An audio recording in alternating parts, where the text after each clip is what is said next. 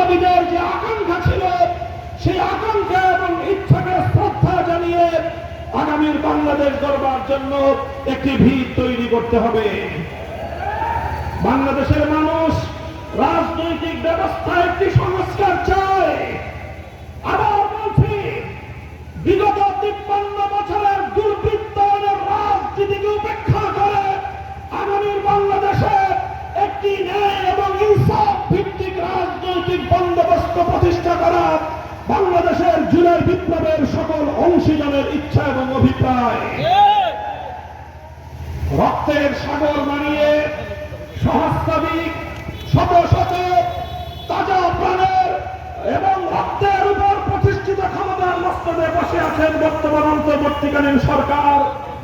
এই সরকার যদি সত্যিকার অর্থে আগামীর বাংলাদেশ গড়বার জন্য, ইনসাফপূর্ণ বাংলাদেশ গড়বার জন্য যদি সংস্কারের ভিত তৈরি করে দিয়ে যেতে ব্যর্থ হয়, ইতিহাসের কাছে ডক্টর ইউনূস সাহেবের নেতৃত্বাধীন অন্তর্বর্তীকালীন সরকার দায়ী থাকবে।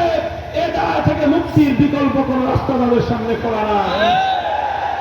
এই জন্য সংস্কার করতে হবে, দুর্বৃত্তায়নের রাজনীতির পথ বন্ধ করতে হবে, পেশি শক্তির রাজনীতির পথ বন্ধ করতে হবে, চাঁদাবাজির রাজনীতির রাস্তা বন্ধ করতে হবে,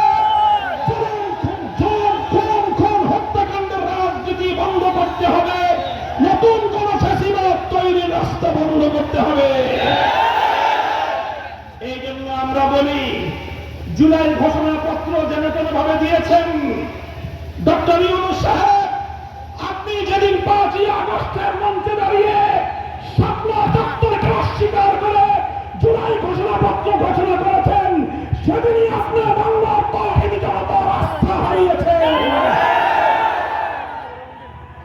ডক্টর ইউনূস সাহেবকে 5ই আগস্টের জুলাই ঘোষণাপত্র তৈরি করবার জন্য যারা সহযোগিতা করেছেন, যারা সেই ঘোষণাকে স্বাগত জানিয়েছেন, আমরা তাদের সকলকে আসামির কাঠগড়ে দাঁড় করিয়ে বলতে চাই, শাপলা চত্বরের বীর শহীদদেরকে আপনারা যে অসম্মান এবং অমর্যাদা করেছেন, আগামীর বাংলার মানুষের কাছে আপনাদেরকে সেজন্য জবাবদিহিতা করতে হবে।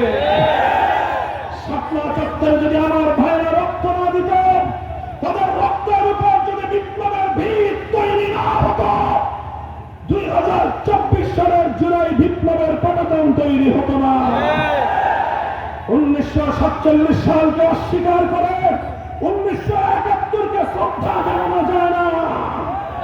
1947 সালে কলকাতা এবং দিল্লির আধিপত্যকে অস্বীকার করে আমাদের পূর্বপুরুষরা একটি স্বাধীন মুসলিম জাতিসত্তা গঠন করবার নিমিত্তে যেই বাংলাদেশ নামক পূর্ব পাকিস্তান এবং পূর্ববঙ্গের ভূখণ্ডকে দিল্লির আধিপত্য মুক্ত রেখেছিল, সেই 47 সালের দেশ বিভাগকে অস্বীকার করে আগামীর বাংলাদেশ গড়ে তোলা সম্ভব নয়।